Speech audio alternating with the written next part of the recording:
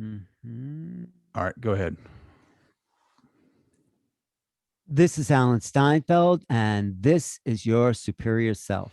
This is like one of those epic moments where I have the guy who paved the way for all of us podcasters and people who are interested in consciousness. Like I've watched so many of your interviews with like stellar guests, and now I'm having a conversation with the guy who started it 30 years ago.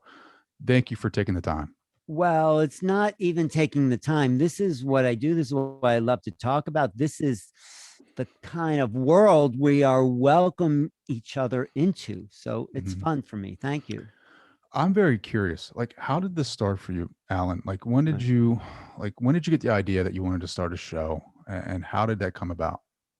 Well, that's a really good question.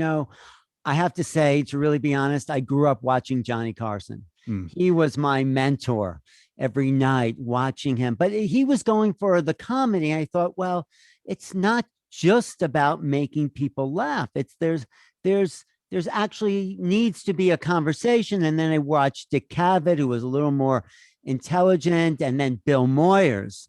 Bill Moyers, like, wow, that is deep. So I like those, like the conversation with Joseph Campbell. That was if anyone who's seen that, that's life changing. So I love the kind of exchange. I love learning. So tell me what I don't know. This was been my quest. So with Johnny Carson, yeah, like let's get the laugh, and sometimes I go for that too. But with my interviews, I want to learn as much as I can about the nature of existence and whatever reality is and whatever that means. And I got deeper into what do we mean by perception, reality, cognition. So these are the things that took me deeper. And then also having my own experiences. So without my own personal out of body experiences, my own dream states of meeting other beings, of even I in the book I talk about this encounter I had. So all that informed my search that there was more to this reality. And reading the mystical literatures, like you have to read the Tao Te Ching mm, and Be Here Now and Carlos Castaneda. Do you know who Carlos yep. Castaneda is? Mm, That set the groundwork for everything I was to do and explore, and also meeting a teacher. I met a teacher who met all my needs. I was like, in the early 80s, everyone was looking for gurus. And I said, I don't want a guru.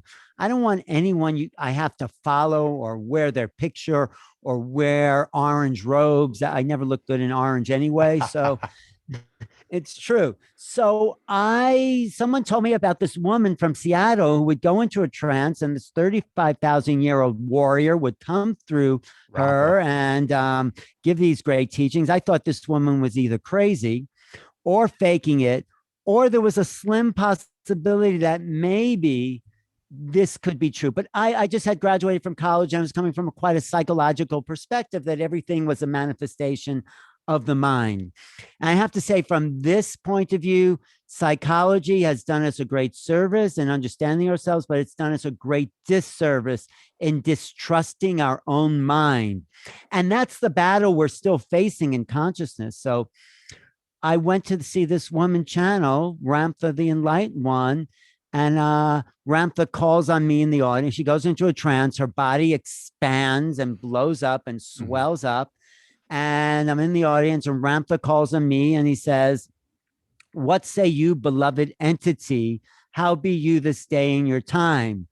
And it was like a voice beyond space and time that was talking to me. And I sort of had, like, I would say, a psychedelic experience almost, where I felt like I was coming out of my body. There's something that I was initiated into, and I knew at that moment that the I who I am, was greater than my body. And when you know that, you start to identify with consciousness more than you do with the body. I mean, we have a great body. We want to take care of it. We want to nurture it.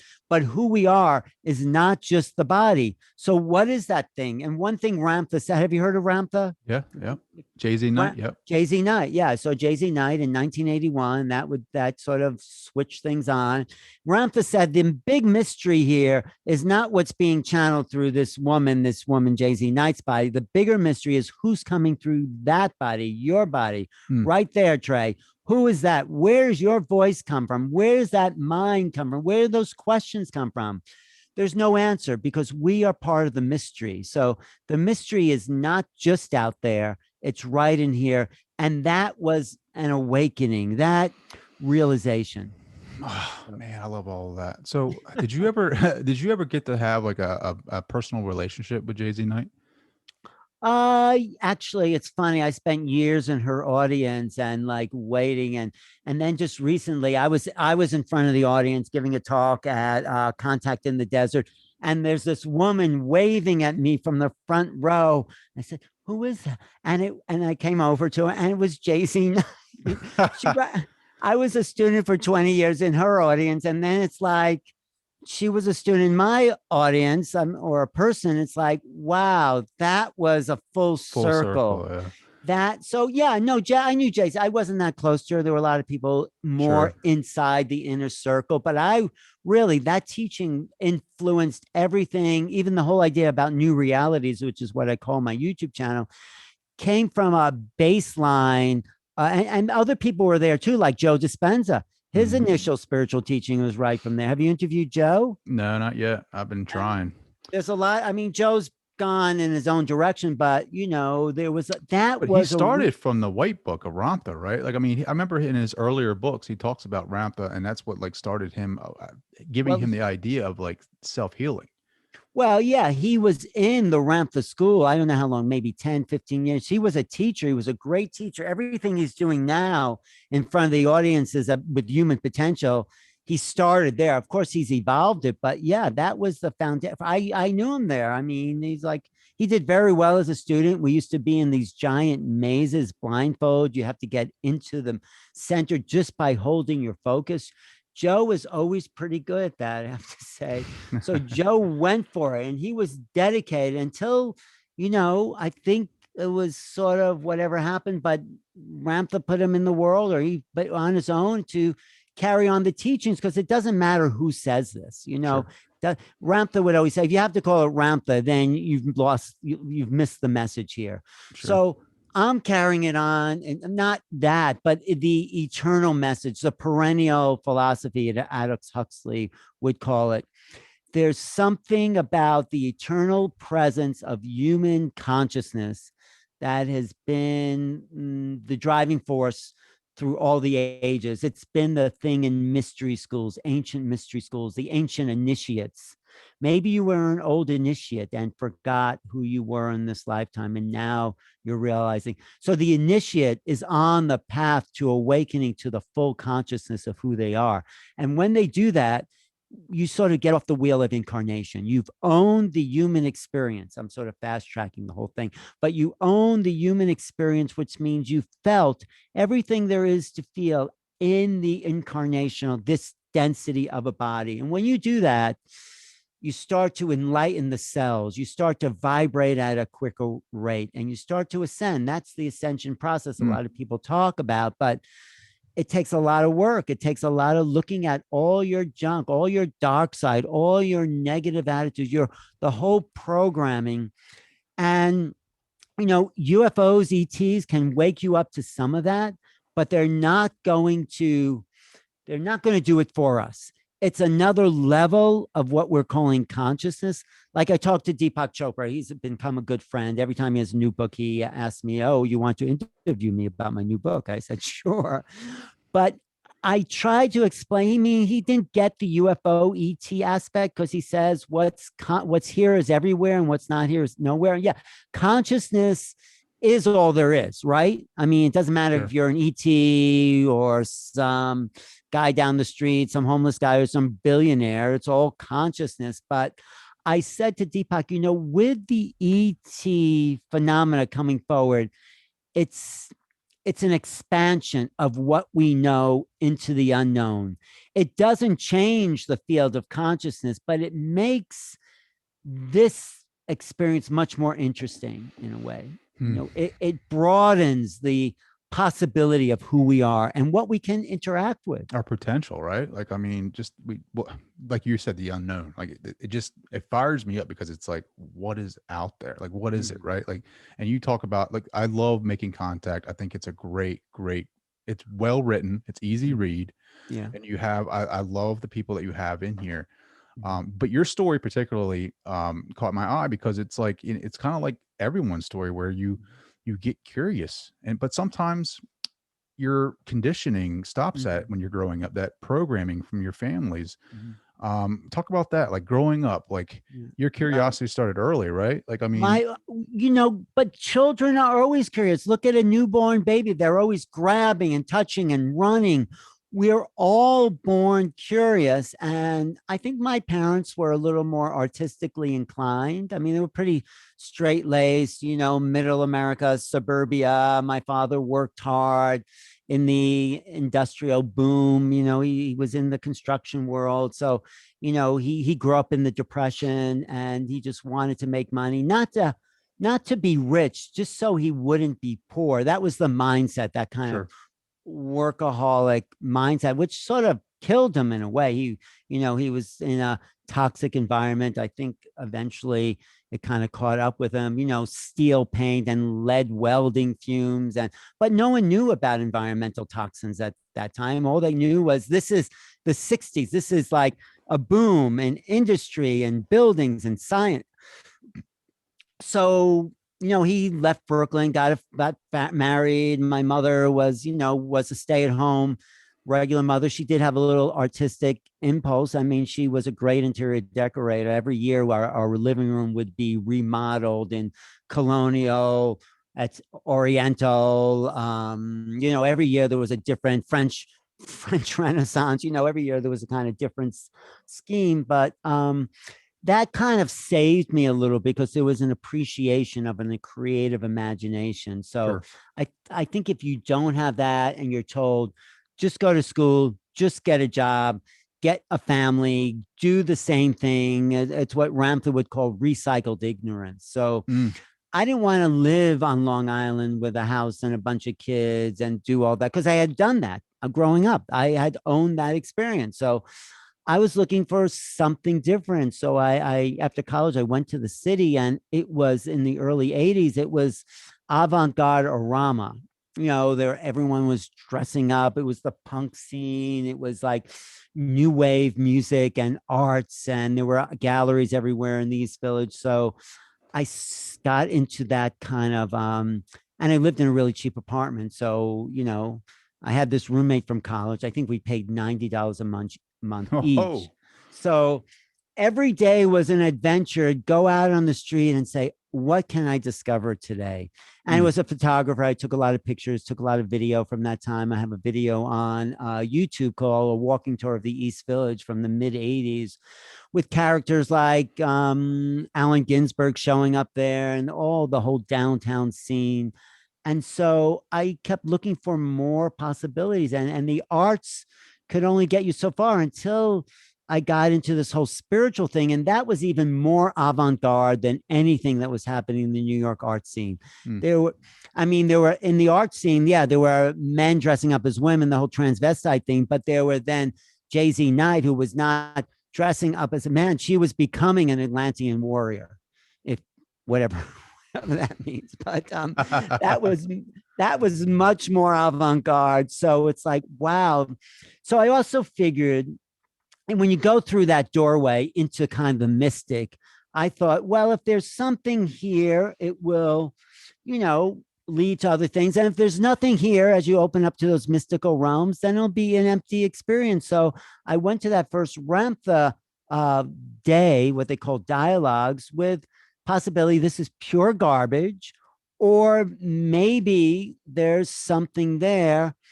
And there was something there. And once you go through that door, it kind of shuts behind you, and it's like Sure. you can't go back to the old Hmm. way. So growing up, I did have a curiosity for everything, Mm, and I loved school. A lot of people hated school. I loved going to school. I loved learning, and I was with all my friends. And what could be a better environment than that? Learning and sure. being with all your good friends. So, yeah, I know a lot of people think it's programming, and it is on some level, but for me, it satisfied the curiosity. And I would read all these science fiction books. And there's an episode in my story where my sixth grade teacher said, "You can't read any more science fiction books," because he thought, little did that ignorant person that he was, I guess I'm still angry about it from sixth grade, but did he know that that science fiction a kind of subject was so mind expanding Yeah, that yeah. it, and so it didn't stop me. I was always interested in somehow in consciousness and exploration and what the star, how come no one ever told me what the stars were about? I You know. know, I right? know. I I mean, know. there's, and even now when I walk out, I'm in Sedona now, when I walk out into the sky at a starry night, it's like I am filled with wonder. Those lights are other worlds. How could they not be other worlds? I mean, right? What's the big secret that the government is hiding, that we're not alone in the universe? Why is that something we have to keep digging and digging? It doesn't make any sense. Sure. I mean, Well, talk about your experience, right? Like, because that really got hooked me. Like when you were talking about you had a trip that you went to Arizona and then you were like mhm, you had an experience where you had marks on your legs. Like, talk about yeah. that. Well, that's just, I mean, I wasn't any different than a lot of people having what they call abduction experiences, but I was driving cross country with this great, beautiful woman I had met in Sedona. We were driving back east. We stopped by this rest stop and overnight because we're tired of driving. And we felt like we were frozen in the middle of the night. Like, I mean, we woke up in the same position we went to bed in, and who even remembers that? I mean, you don't, that's not even something you're conscious of that, but somehow we both had that feeling. We both felt a little weird when we woke up. We just had to get out of that location. And then a day or two later, I'm back in New York, and my mother, who I think is part of the lineage of people who've had those experiences, even though she'll never admit it, she said, "What's that in the back of your leg there?" And it was this four-pronged puncture mark. It was like four in a square. And I could just visualize. I think it was the back of my right knee, maybe.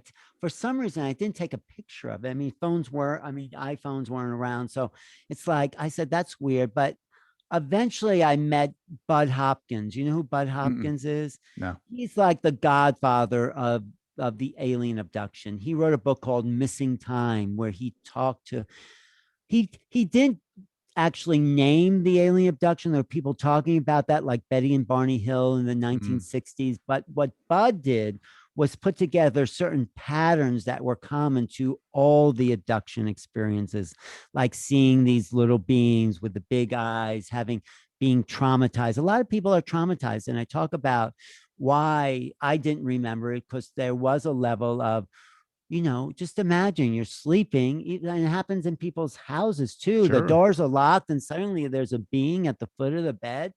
I mean, even if they're not scary looking beings, someone's going to be freaked out because that just doesn't happen. Yeah. So I sort of blocked a lot of that experience out. And I'm still searching to uncover it, but I did meet Bud Hopkins, who had something called the Intruders Foundation. He said, and his group said, yeah, that's a typical abduction, and people do feel frozen in the middle of the night. And I called this woman up and said, "Do you think that may have happened to us?" And then she was regressed, and it took me 20 years to actually be regressed to that time because I was not ready to face those beings. I also have to say it's not traumatic for everyone. In the book, in the last three chapters, there.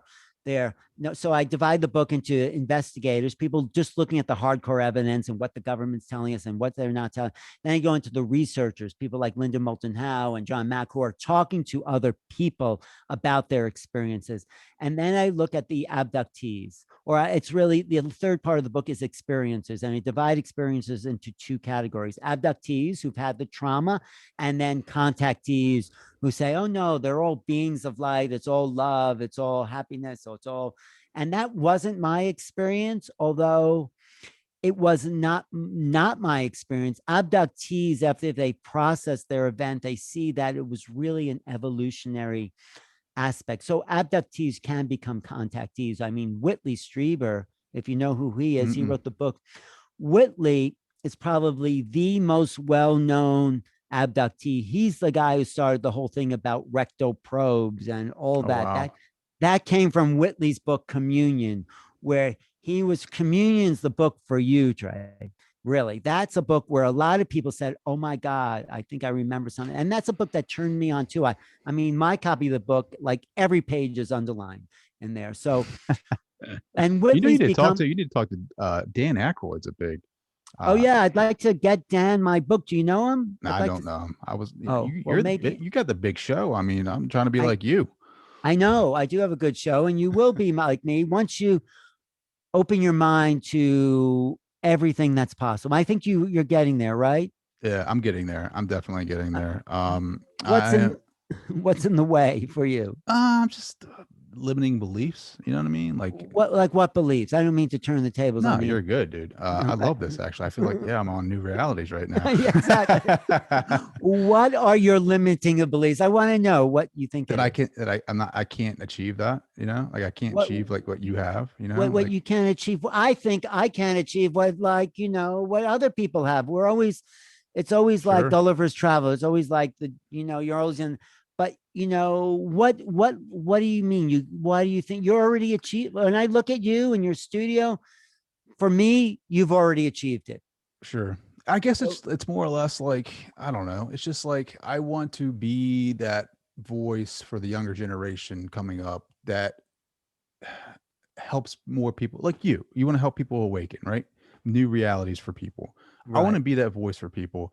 And I don't come from an egoic No, ask like, you know, no, but motivation. It's why do more you think you're not that voice? I mean, that's the just because like, you know, my background, it's just it's no, always going to be that who am I, right? Like no, why that's the lie right there that you tell yourself. You have to. And you know who helped me with this is Ram Dass. When I interviewed Ram Dass for the first time, I said, "Wow, Ram Dass, you've been around, so everybody knows you. I don't feel like I'm worthy to actually sit down with you." He said to me, "Get over it. You're here with me. You got it. Go for it." I mean, that helped me. It's like, yeah, I'm sitting in this room with Ram Dass. I must have, done Ram Dass. something I'm a big fan of right. Ram Dass. I love Ram Dass. Ram Dass was the sage of our times. I mean, he was an incredible speaker. Just even after he was sick and had a stroke and everything, he was able to communicate on a level that many people don't get to, a depth of honesty and his own insecurities he was able to talk about. I just read his newest book that came out. I think it was Being Ram Dass. It's like Yeah. 18 I listened to the Audible version. It's like 18 hours long, but man, you talk about bravery, like Yeah. putting everything out there in a book, like Mhm. just fantastic. It just his material resonates because like he says it in his book where people were looking at him like he Mhm. was this higher like you just like you explained, right? Yeah. That he was untouchable. And Right. he was just the way that he portrays himself in his stories and in his books is like I'm just like you. I struggle with this shit, you know, like I Right. struggle with the everyday ego and you know Right. this and that. Like I am not better than you at all. And that's why I No, just, you know, like that's what I'm saying to you right there. No one's better or worse than you. You have what it takes. Look, you're doing it. You have an expensive microphone. You're talking. You have headphones. No, I'm serious. Stop talking to yourself with an old voice. That is like, yeah.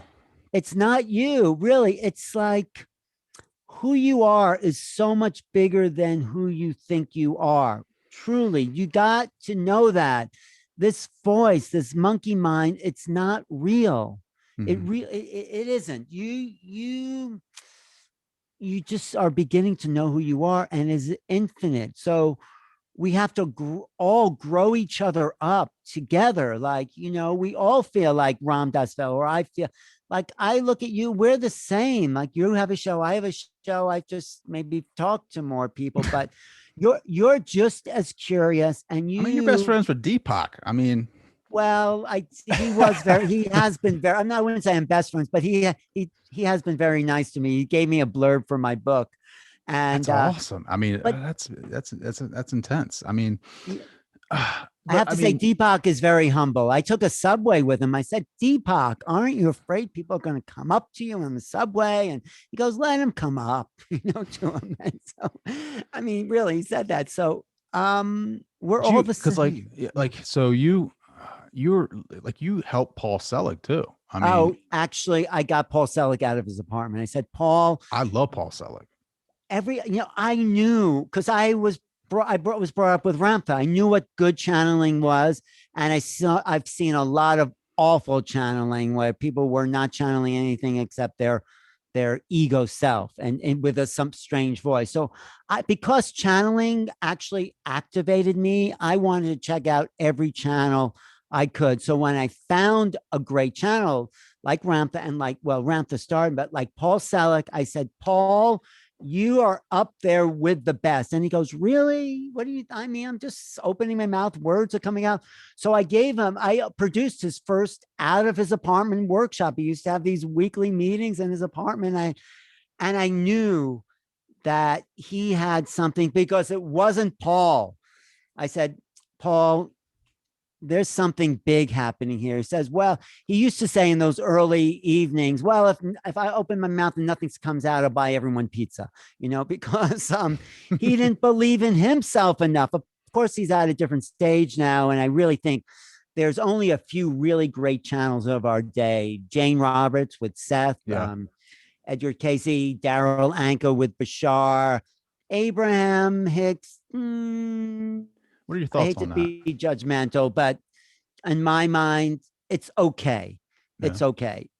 Well, how There's, can you tell that like they're channeling from a heart? I mean, I get it. You can feel that energetic, but is that it? yeah. Like, is there other clues? For me, it's only personal. This is just my judgment. I'm talking Sure. about judgment. Sure. I did feel an energy with Paul Selig when I opened his book and read it all the way through. There was a vibration, and I feel something. It's a feeling sense. So a lot of people can say they're the great channels of today, but if I'm not feeling it, then it doesn't matter. So Sure. I'm sitting next to Daryl Anka channeling Bashar, and I said to Bashar, wow, there's a great energy coming through here. Can you raise that vibration a little bit? Because I'm feeling this buzzing. And Daryl and Bashar says to me, no, we'll blow out the body. We can't do it. So I don't know. I don't, it's like, it's all controlled folly. This is what Mhm. Castaneda says. It's like everything is serious, but it's also folly. It's also don't take any of it seriously. Of course, there's great teaching. I'm not saying don't take that seriously, but be the observer of the reality. And I still get, starstruck. Like where was I recently? And there was someone there I was talking to. It's like, wow, I'm in the room with like, David Lynch or somebody like that. And it's like, so Well, there's always, how do you prepare yourself for like guests like that, right? Like Joe Dispenza or well, Paul Joe, Selig. I knew his ex-wife, I knew his kids. It's like Joe, I wouldn't say I grew up with him, but I knew him for 20 years. But how do I prepare for like someone big? Like, Yeah, I don't know who have I interviewed that's really big. I don't know. There must be someone, but everybody. I just drop into myself. And what do I want to know? I mean, the best interviewers, and I don't always do it, share a little piece of themselves, just like you did there. Like, oh, I want to know how, and then you ask the question, and then the response comes from a deeper place in the person you're interviewing. So you have to share, you have to give them something, give your audience and reveal a little bit of your vulnerability, but not too much. So it's not ego, but just like you want to know from a Yeah, depth of your own soul. And then they answer from that depth because there only is soul. sure. I That's mean, beautiful. I love that. yeah. Being authentic, right? Like I'm not afraid to be authentic. Like for me, like I just love connecting with my guests. Like I love being on a, like you said, on a soul level, like heart to heart, you and I, Alan, just sitting there having a Right. conversation, like, and just connecting about our experiences, Right. with Paul Selig. That's the first time when I went to one of his live workshops. That's the first time I ever felt that heart vibration ever in my life. Like I Right. didn't know what that was. I've heard of it, right? But I've never felt that for myself. I was sitting there with my wife and we were doing an activity together. And I look at her and I'm like, my heart is getting ready to jump out of my chest. I don't know Mhm. what that is. And his book Alchemy Yeah. is when he talks about the Christ. The second coming of Christ isn't a physical person coming. It's going to be the opening of your heart. Like Yeah. that. Just like I dropped the book and I was like, man, it makes so much sense. You know what I mean? Like, and Absolutely. No, this is it. You're right. You're on the path. Trey, you're on the path. It makes so much sense because that's the reality. and you had something to do with that. You got Paul selling out of his apartment. Now he's over in Maui. I know, actually. No, I think, I think there's more, of course, I want to do, I can do. And then my next book is going to be even more impactful from this. This just got me on the road, but we're here to serve each other in the form of our highest excitement. This is Bashar's saying. You've heard Bashar, right? Yeah, So he yeah. says, the key to everything, evolution, consciousness, ETs, is to follow your highest excitement. Mm. And that's what I've done. Like I said, I would leave my apartment. We didn't have to work much to make money to pay for our apartment. And we would just be caught up in the flow of New York in the 1980s. And it's like there were so many interesting people. You run into Andy Warhol on the street, or these painters, or these Keith Haring. Do you know who Keith Haring is? Mhm. So there he was, like on the subway drawing these chalk drawings. And he didn't say to me there, but he said to me at some party, take a picture of me, I'm going to be famous. And I said, you're not going to be famous. You're just drawing on the subway. So it shows you what I knew. I mean, now those subway drawings are like, what, $10 million. Sure. So, of course, yeah, I even should have brought real estate, but it's like you're in the flow and it's just like there. And who's thinking of these other levels? But the spiritual community that I tapped into, and people like Paul Selig and Jay-Z Knight, and the UFO community, which is really at its core spiritual, because it's not so much about ETs out there. It's how, like, I think that's the subtext of my book. How does it make us more human? Mm. How does it expand our ability to think outside the box? How does it wake us up to the greater mind, the mind at large, as Aldous Huxley would say? There's something about these other beings.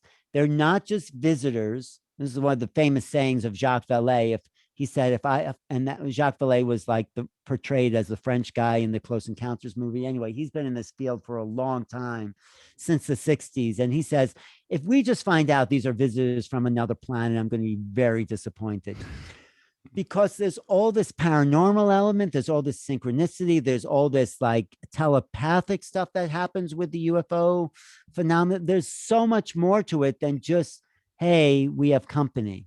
Mm.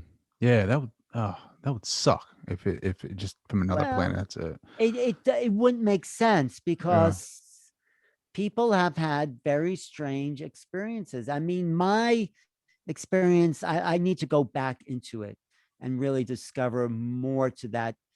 And it's freaky, we block trauma out because it's upsetting for our world. But then, of course, I was sucked down the rabbit hole at the very same time. Mm. Like, I wanted to know everything there was about the UFO ET phenomena. So that's another reason how I got to be popular. I went to every single conference. I got to know the leading people in the field. Linda Moulton Howe, I could say, is a good friend. Whitley is a good friend. Daryl's a great guy. I brought him to New York 3 times to channel Bashar. All those people in the book, I have a personal relationship with. Even John Mack, who's no longer Really? with us. Mm. Yeah, no, I knew John Mack in the 90s, and not very well, but I would go. Maybe we, all go out for dinner. I think I even did an interview with him someplace. But do you know who John Mack is? Yeah. Uh, Have you ever like so I'm where I'm at right now. Like it's like I can see myself like you and I like you're just a step in front of me, right? Like you're mhm, just down that path. mhm, Have you ever like so I'm very much into like intuition, like trying to channel my higher self. Like have you tried that for yourself and achieved that? Like do you feel like you're mhm. channeling that? all the time. We are always, when we get out of that, those things you were talking about, that not believing, that monkey Mhm. mind, when you can let go of that kind of inner voice that's telling you you're not good, then you are channeling, then you are in touch with your spirit, then everything that comes out of your mouth is inspiration somehow. Yeah, there's still habits and patterns, Sure. and you need good reflectors to say, oh, that pattern that you do with your mouth or your lips, or that things you said, that's your unconsciousness. So I had another great teacher, Paul Lowe, who who was really a tough teacher. He would say, everything out of your mouth is just garbage. It's all I said, Paul, come on, I thought I was your friend. But he said, no, think about, with not the monkey mind, but be conscious of everything you do and everything you say. Like, we'd go out to a restaurant, me and a bunch of people, and he'd say, do you see how you talk to that waiter? Unconscious, unconscious, unconscious, all the places. So I'm still unconscious in many ways. But that was intense training. And he, he did it not to be critical, but to point out my patterns and help me see where I was, because we all develop patterns because we need to survive. And if we could be a little more aware of our patterns of doing everything, of our patterns of thinking, then we Mhm. get to be more conscious and more alive and more aware. Oh, So, man, that's beautiful right there, dude. Talk well, about your out of body experiences, because like when you said that, like I just kind of like really, because I've been trying to, right? Like so, Robert Monroe, he talks about hemisync, right? I don't know if you ever went and experienced any of that, I but have. I'm getting there to the point where I think I'm having breakthroughs. How what did your out of body experiences look like? Well, the first thing you have to do is become more lucid in your dreams. That means, and I learned this from the Australian Aborigines that I kind of stayed with for a little while in Australia. They said to me, you have to notice when you're going into dream time. So you're laying in bed, you're sort of tired, but you're watching your body fall asleep. So and this happens to me, it's happened to me more where I actually wake myself up because I hear myself snoring because I'm not actually in the body, I'm sort of detached. So as you go into this lucid state and the dream images start to come to you, that means the images beyond the ordinary awareness, like there's a movie that starts to unfold in the mind that shows you when you're lucid dreaming. Hmm. You're become the watcher, you're not the thinker anymore, you're the watcher. And when you're in that lucid state, you can start to feel yourself at times, you can will yourself to sort of lift up off the body. And it doesn't happen all the time, but when I'm in lucid state and when I'm get over the fear, because sometimes I find myself out of my body, it's like, oh my God, how did I get here? How do I get back? But there's always a connection to the body. So you start to just get the sense of like lifting off. And some people say they go out of the third eye or whatever, but it's a practice. So in that lucid state where you're watching the dream and you notice that your body is sleeping, then you're in an altered state and you just gently lift up and you start to like feel less dense. And then when you're really practiced, and I've only done this one or maybe more, you can start to go through the walls or the Mm. ceiling. But I've never seen anybody there. It's a practice. It is a constant practice. And some people become quite masterful at lucid dreaming. But then when you lucid dream, you're actually building your body, your double, what the Taoists call the etheric body or the rainbow body or the light body. So when you can really build that up through lucid awareness, then you can actually jump, this is what the Toltecs say, into your immortal body. Mm. You really build your dreaming body, it becomes more physicalized. And I mean, that's way out there, but and I'm definitely not at that level yet, but most of the time I'm just tired. I've been at it all day and I just want to go to sleep. But when I'm not that quite that tired and I can watch myself, then the outer body and the hemisync helps because it generates those kind of lucid awareness by keeping your mind awake and your body asleep. So Hemisync, I think, is really I good. noticed that because I was like, I was Yeah, just was it was like this weekend I was laying there listening to Hemi Sync, and I noticed myself like open mouth snoring a little bit, and I was like, that's but I'm not asleep. You know what I yeah, mean? Like, exactly. That's the start. You're that if you could start to take that state of consciousness, then you can really lift up, and you'll be aware of the body, and you'll notice you're not asleep. Exactly. it was Exactly. so weird. I So was like open don't, mouth, like, it's weird, but don't freak out. Right. That's the beginning step. Absolutely. That's the first plateau. have you ever interviewed Thomas Campbell? Yeah, I did interview him. I liked him. I wasn't quite aware of his work when I interview him. I know he has the theory of everything, but I am going to get him on my ET roundtable that I do. So Oh my I, god, I'm gonna watch that, yeah, or definitely watch that. I do an ET roundtable every week, and I do a channeling roundtable because there's always some great channels. I'm like a talent scout. I'm looking to see who's the next great channel. Okay. Christina Rasmussen. Have you ever heard of her? Yes. What did I? Is she the Oracle? Is she some? Who is she? No, she wrote a book about going to the temple world. Like she had lost Um, her husband, her first husband, and she was trying so hard to connect with him. And then she oh, goes through this meditative state and goes through the other side, and was able to contact. It's a beautiful story, but I oh. think you two would have an amazing conversation. I mean, do your research or whatever. No, I've Um, heard of her. She wrote a book, and my PR person, it was her PR person. So I think I did, but for some reason, yeah. Thank you. No, give me some other key hints because I'm always looking for sure, people. talent search, man, talent. Yeah, I'm a It's talent search because I think what these people have to say can really help uplift the rest of the world. Like Whitley Strieber, I think you should do a. He is the most. I talk about lucid awareness. Whitley has it because that's the other key. You need to be lucid in these altered states when you meet the ETs mm, because their conscious field is so vast that it kind of distorts our human field. It's like mm. if you ever been around like Dalai Lama or Ama, it's like their presence is kind of shifts consciousness. Well, the same is true of these ETs. Have you ever been They're around the Dalai Lama? I've met the Dalai Lama twice. I met him. He was coming out of some secret meeting, and I was there on the sidewalk in New York. And he looks at me. I had my camera, but I had run out of film, so I had my camera, and he's just looking there. So like, are you going to take a picture? And it's like, no, we just had that moment where we looked at each other, which was better than the picture because like, wow, that just really stayed with That's me. amazing. The Yeah, Dalai Lama, like the guy that reincarnates and knows that he reincarnates. Like, we all I reincarnate. know that, but to know to be conscious of that, right? To Well, be like, you should do a past life regression. Do you want to be conscious? yes.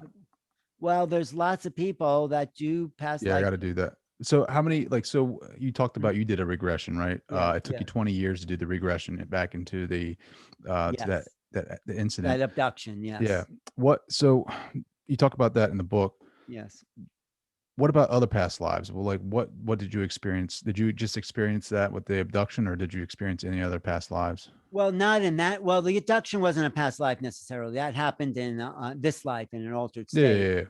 Right. But I did do, I would have these nightmares for a long time growing up of being chased down long hallways. Maybe that was an ET thing, but I could never watch films about the Holocaust, Nazi Germany, and all that. So I had some feeling, and then I went to this past life regressionist, and I don't know if when you do these regressions, it's like you're not remembering it from the part that says, "Oh, I know what I did yesterday or this morning." That's memory. There's another awareness, but it doesn't feel like you're making it up either. Even with the UFO ET regression, it wasn't a memory, but it wasn't imagination. It's something else.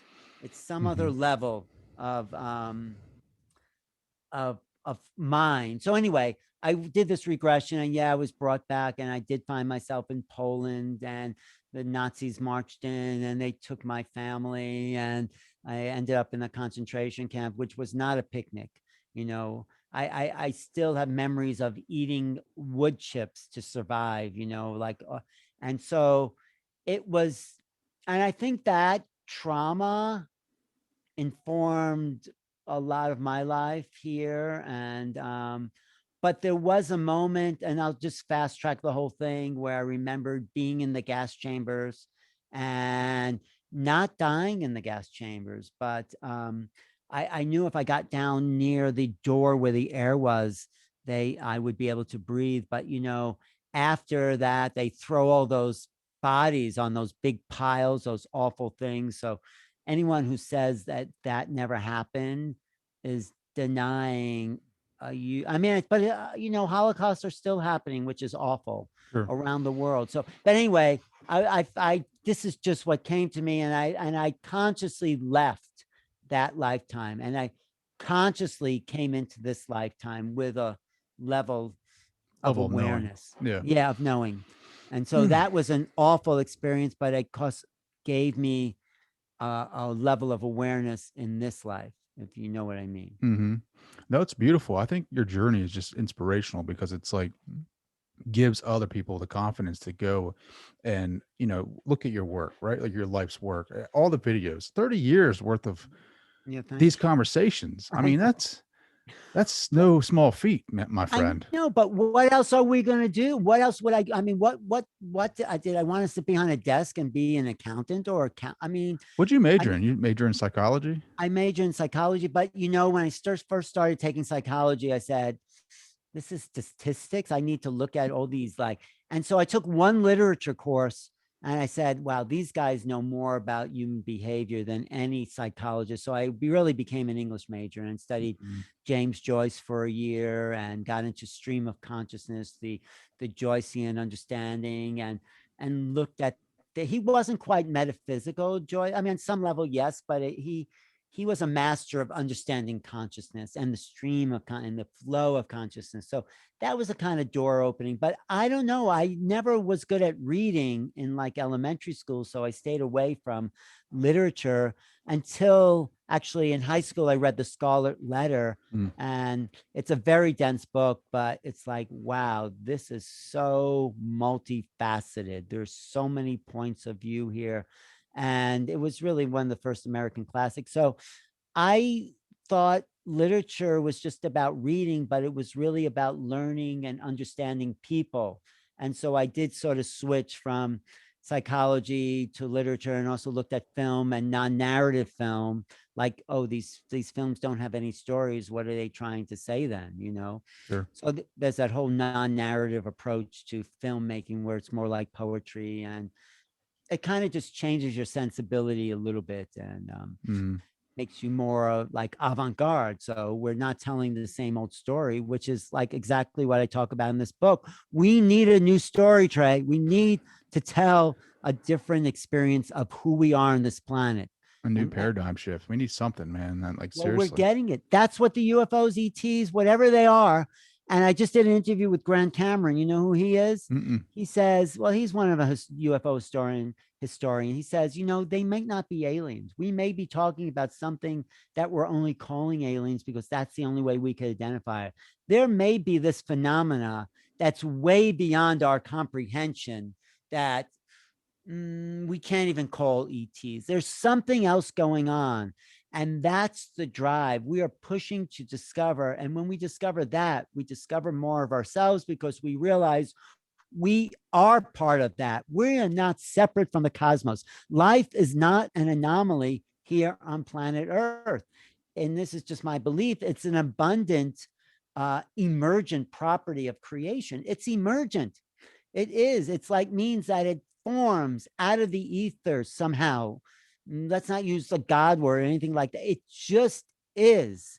Mm. It just is everywhere. It grows in the cracks between the sidewalk, life, abundance, everything. And so, why would this planet be some strange anomaly? Why this is not a lifeless universe. This is the change in paradigm. Mm. And so once science realizes that life is emergent, like the DNA, actually, there's a study by Gary Nolan from, I think, the University of Las Vegas. He says DNA is older than the planet Earth. DNA is 10.5 billion years old. The Earth is only 4.5 billion years old. How do you figure that out? Yeah. Mm. That's So maybe fantastic life stuff. came from someplace else, right? Maybe. Maybe, Yeah. why Transplanted not? here. Right. Um, Right. So, well, I mean, what do you want to know? What is your search? I search. I don't want to believe anymore. I want to know, right? Like I want to. Well, what do you know? You know something, right? Well, I know that I Let's make it. know that I hear a voice that is, when I get down and meditate and I'm quiet, right? Like I know that I can connect with a source or connect with something that is outside of myself. That Right. it's not my ego talking to me. It's not coming from this Yeah, vehicle. yeah. I want to know that, right? Because That is it's you. That is the you that you really are. Listen to that voice if you feel like a pure resonance. And because the personality, the insecurities, whatever it is that we're all working through in this drama, human drama, that is not us. That is the persona. That's the mask. That voice that you're hearing, that is the deep essence of your soul. We mm, can call it that. And that's the only thing worth knowing here in the incarnational field. man, that's powerful. Yeah. I just think that it's just like the human experience here, right? The ego just living in that ego mind, and then like the awakening, like the what is it next when you awaken, what is it, and like Ram Dass was like, everyone don't be to try to escape it, try Mhm. to be here now, right? Yeah. Be here with it, and don't take the curriculum, and that's what I'm doing. I'm taking the curriculum. But Alan, it's hard, buddy. It's hard Wait, because what? I don't understand. What's the hard part? the hard part is like, because you want to be here now, you want to be in every moment, but the ego, right? Like when you're doing things, when you're always going to have small goals or ambitions, and you're Right. in the There's nothing West, wrong with that. no, Yeah. there's nothing wrong with that. But then, in the West, you get caught up, you just get caught up in the everyday journey of trying to reach these things that you want, because you tell yourself that, let's say Trey Downs wants to be, that new voice for a younger generation, and be at a certain level with a Mhm. podcast, Right. and a message that leads to different things. And for me, I want to Andrew Harvey. Do you know him? Yeah, I like Andrew. He's quite a The one character. thing that I've taken from he's quite a character. The one thing I've taken from him is like his sacred activism, right? And the one thing that breaks my heart is like children suffering. Like I Yeah. have 3 kids, and the one thing I want to give more back to that. And I'm not just talking about donating or starting a nonprofit, but I want to do something monumental in this Yeah. world that we Yeah. live in. Whether it's helping foreign countries that are underprivileged with clean water, I want to do something huge. I could probably make a dent in that now, just where I'm at in my life, Yeah. but I want to do something more. I want to do something monumental. And it's hard because when you want to do something that big, that big of that grand scale, there Mhm. is a part of the ego that keeps dropping back in and making these goals, and making you kind of forget about your Well, true self, right? And that's what I'm talking well, about, how it's so hard. no, I think you know what you want to do. You want to make a difference and you want to come from your heart. And but when you talked about that was a real moment when you talked about these kids and it breaking your heart. And what is it about them that breaks your heart? What are you feeling? So I just feel I just feel pain, like, because like just Well, Alan, just like, feel the so pain. yeah, I'm yeah. just curious if No, you but just like, when so you I'll give you an example, right? yeah. So I work in DC, and I take the train into Baltimore home, and then sometimes I get home late. There's a couple nights that I come home. It's like 10 p.m. I'm driving through the city of Baltimore, and let's face it. I mean, Baltimore is, it's a city you It's a love, town. and Yeah. it's a city that has problems, right? Yeah. Like every city. But I'm Yeah. driving home through the city, and I'm seeing like 4-year-olds at like 10:30, 11 o'clock at night, sitting Mhm. on the side of the street, just sitting there Mhm. hanging out, like 4-year-olds. Like I have kids the Yeah. same age. They've been in bed for 3 or 4 hours, and it breaks my heart to see that, because I get it. They're here, and they're here to experience that. But it's like, at the Mhm. same sense, as a father, as a human being, seeing someone like that, like, I don't know what suffering they're doing. Like, that's Mhm. 4-year old kid, Yeah. like, Well, I don't know if maybe that that's resonates with your you. mission to, I mean, if you want to help those kids that are suffering, I mean, and maybe that's your real destiny. Maybe that's how you can make a difference because that's where you resonate with and you're a Yeah. compassionate person. So Yeah. that's a great thing to achieve. Forget about, radio, whatever that is. If you can make a difference in those kids' lives for whatever reason, there's nothing better than that. Sure. No, I you're mean, absolutely right. It's just, again, it's the ego, right? The ego says, all right, let's go this way. And then it's like the soul pulls you back and says, hey, buddy, take it easy. where does your ego want to go? I'm not. I want the ego wants to go everywhere, Alan. Like the ego wants to go big, go big or go Well, home. I want to be the next Joe Rogan of like well, Joe spiritual Rogan is awareness. great, but You you know what I know what mean? makes Joe Rogan great, from in my opinion, is that he's really honest. Yeah. He really is, and he's really present with people, and he talks and questions everything, and he says, I don't feel that way, or it's like, get out of here, or something, where Tom DeLonge walked off the set. It's like, but I Joe, from what I don't know him, but he seems present, and the more present you are, and the more you're feeling, and he's a very instinctual guy, Joe, and he's just there. That's all you have to do. Sure. It's not an ego thing, or not an ego thing. You're just present, talking about your feelings, and you're looking at, just in the show, I can see you kind of look at all the things that you've put in your own way, you know, Sure. and they don't need to be there, because they're just patterns of thinking. They're not real. It's like that saying by Mark Twain: all the problems I thought I had in my life never happened.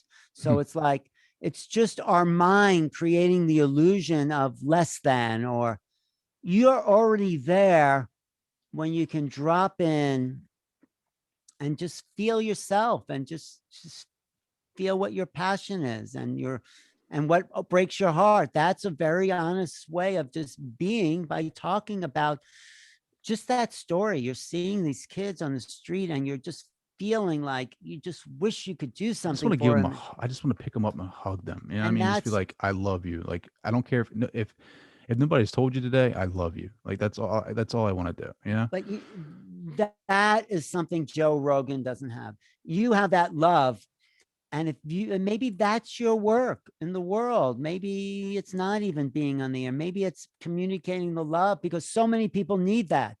Hmm. If you can offer somebody that, then you've changed their life, because maybe no one's ever held them, or told them they were loved, and if you can do, if you can drop into that space and be that person all the time, then that's the best life, I think, anyone can have. If Absolutely. that's your destiny. So why not?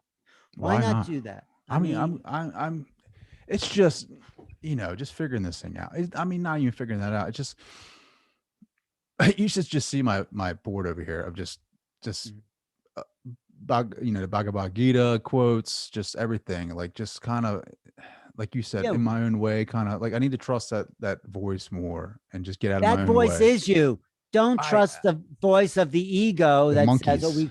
we want to be big. We want to be like Joe Rogan." I mean, it'll happen or it won't happen, but that doesn't matter about who you are. Yeah, Your destiny is different than anyone else's.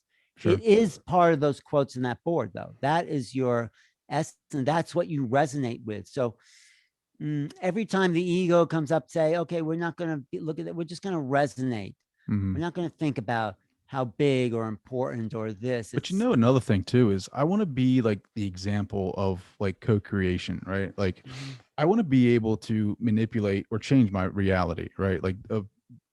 I'm a blue collar guy. Like I have my career, it's blue collar. I'm not gonna get into that, but it's like I'm here doing this thing on the side because I'm passionate about this work, having conversations like with yourself and everyone else has been on the show, and expressing my energy and my vibration out to the world because I'm putting it with the collective consciousness right. and studying and following my curiosity. But I also want to be like, Trey Downs was the person that said that he was going to change his reality, and he worked with the higher source, with his higher self, and he was able to do that and Mhm. make it the way that he wanted, and he helped a lot of people in the process.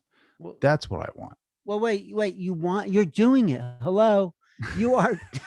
You don't have to want it if you're doing it. You're doing it. Why get out of the way? Everything you just I said love you talking to you, want. Alan. I love Well, talking to no, you. but it's true. I'm just reflecting what you're saying. You are doing it. it's not about wanting to do it. It's like, you're driving a great car and you're saying, I want a great car. It's like, hello. So just be present with hey, give yourself that little piece. You say, I want to do this and I'm actually doing it. It's like if you give yourself the satisfaction of having accomplished that, it gives you more room because then you're not chasing that level of the dream. It gives room for the bigger picture of the dream to come. So give yourself what you already have.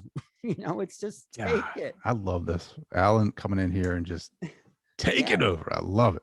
No, but I am just reflecting on Sure. what you're saying. And Sure. that's, for me, this is always my interest to try to understand people and try to, I'm just talking to myself over there. I really am. It's like, I know exactly, well, maybe not exactly what you're saying, but I can relate to it because I've been there. I'm still there in some level. I want this, I want that. And it's Well, like, what do you want now? Like, what is it that you want? mm, well, I do want to write the second book about abduction. I would like to make this into some film work. I think, I like writing and it's fun, but I like the visual medium better. I mean, I'll send you a short movie. I did a little spiritual comedy, but I do like film and I do like painting with emotion, which is like really great films. They take you into different direction. They make you feel things that you might not have felt Hmm. before. So, yeah, doing or directing or being part of a big project that I have in mind, like a mini series. I mean, everybody wants that, but I do have something worked out that could be exciting. I mean, I could say I want to travel, but I've traveled pretty much around the world. So yeah, maybe like you have a wife and kids, right? Maybe that's something I want now. I have that yet. So that would be sort of something that's the unknown for me. So you have stuff that I don't have that I like, I admire that part of you. Mm. So it's Alan, I like, could talk to you like all night, man. Like we got to stay in touch because seriously, yeah, like this has been one of yeah. the better conversations for sure. Oh, well, Um, I appreciate you revealing yourself. You're dropping into the vulnerability because I think, you do this, if you do this all the time, your audience wants to know more of who you are. They mm, want to feel you. They want to feel your pain in a way. And you shared some of that pain because when you can feel someone's, heart, feel like you're closer to them. mm, And I think, I don't know if you do that on every show, but this show, I feel you've revealed a part of yourself that makes you more human. It's like we're not just talking questions and answers and tell them. It's like I'm I'm feeling your pain there and everything you want and all your just but all the beauty and all the human parts, all the humanitarian parts. That's like these are the conversations we all have to have. Forget about aliens or UFOs or anything. All that is to make us more human. mm, This is, to make us more compassionate, to make the world a better, friendlier, peaceful place. This is what the ETs are waiting for us to wake up to, like the oneness, to see humanness in everyone without demonizing this political party or that political party. It's like if I don't know who said it, but if you demonize somebody, it's easier to make them less than human. And everyone, I feel, has the same needs and desires. mm. This is what Marshall Rosenberg talks about in what's called nonviolent communication. Everyone has the same needs and wants. They just have different strategies for achieving that. Oh, I So love that. it's the strategies that mess us up, you know? Absolutely. Yeah. How can people find more about you? How can they find to where Well, to watch your show? well, first I want to tell people to buy my book because it's been doing very well on Amazon, but I want to get this book out to everyone because this is like it's a summary of the whole UFO situation. And like I said, it's as much about being human as it is about whoever's visiting us. And so go to Amazon, put Making Contact, Alan Steinfeld. You can find my book there. And this is not just my contribution. It's 10 of the best UFO researchers in the field. People like Linda Moulton Howe, Whitley Strieber, John Mack, Grant Cameron, Nick Pope. These are people who are on the news every time there's a sighting. Nick Pope goes on CNN and says, oh yeah, I know what it is. So they lay the groundwork for what's coming out, what the government wants to tell us, what they don't want to tell us. And part, just to say, part of what they've hesitated to tell us, the government, with this whole disclosure thing coming out, is they don't know what's going on. Mm. That's the truth. I really think they can't figure this thing out. They don't know how to tell us they can't figure this out. And it will make them look silly, say, well, there's something out there, but we don't know what it is. So why are we giving billions of dollars for a military who can't even figure out what's in our skies? So it has a lot of ramifications, this phenomenon, but it does ultimately wake us up to a better, more peaceful planet. These ETs are not here to invade. If they would have invaded us, they would have done it a long time ago. So we're here to wake up, Mm. and they're waking us up. So I do a YouTube channel like 3 or 4 times a week. That's youtube.com/new realities. New realities is sort of my brand, which is all about cognition, awakening, possibilities, the unknown. My email is newrealities@earthlink.net. But read the book, look at my YouTube channel. My website should be back up, newrealities.com, which was in reconstruction for a while. So that's one thing I want to achieve, a good website, Trey. Mm. Yeah, So, yeah. Me too. all right, we all do. It's always, you can always have a better website, a better Sure. apartment, a better job or something. Absolutely. Um, Absolutely. but no, it's been really fun. I appreciate, you dropping in with me. Yeah, man. Sitting here And hanging out with on a soul level, yeah, give a little heart action. exactly. Wouldn't that be great for every show? What are your other shows like? I'm like this. I mean, I don't ever have Okay, like I say, good. a lot of my guests are like authors or psychics or mediums or channelers or whatever. So I don't get the banter back as much. So I can appreciate that. Like when I have you come on here and you're used to this. You've done this for a long, long time. Right, So right. you talking to me, giving it back to me. Like I appreciate that. Like I'm serious. I really do because it makes Good. me vulnerable. It makes a better show because I can go there and bring you where I'm at.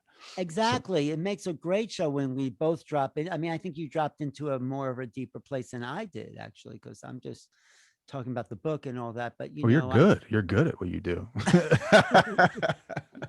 well, I'm always curious, like where people are. I see that you are a really sincere guy. You have a good heart, and you just have ideas that no longer serve you about who you're Sure. supposed to be, and you don't need to have them anymore. They're old, and something new is coming to you as soon as like you step out of the old suit and realize that a lot of what you wanted to accomplish is you've done. And like what's next for you? What maybe it is off opening an orphanage and taking those kids off the street. I don't know, but Mhm. whatever is your excitement is your destiny. Mm, So I love this that. is, well, it's true. It's, I how love could it. it not be true? This is what we're here to do. What? Alan, thank you so much for joining the show. This has Yeah. been a fabulous conversation. This is a powerful conversation, and I can't wait to release this out to the world. Ah, thank you. Thank you. Where will we see this on? Where will you? Everywhere, everywhere. So, Okay. when I publish it, it's going to be everywhere. Like The what's entire world. everywhere? It's like YouTube. Where is it? Like on? YouTube, it's going to be on YouTube. It's going to be on Apple Podcasts, Okay. Spotify, all the platforms. So it's I'll get you hooked up. I'll send you Great. some art and a Oh yeah. link. What's that? What's the name of the show again? You're saying? Your superior self. Oh, right. That's why we've been talking about that. Of course. Of course. This is what you want to know. This is your destiny. This is my That's a destiny. that Alan is a good. Steinfeld coming on the show, crushing it. New realities. Check him out. Great dude. Thanks, Trey.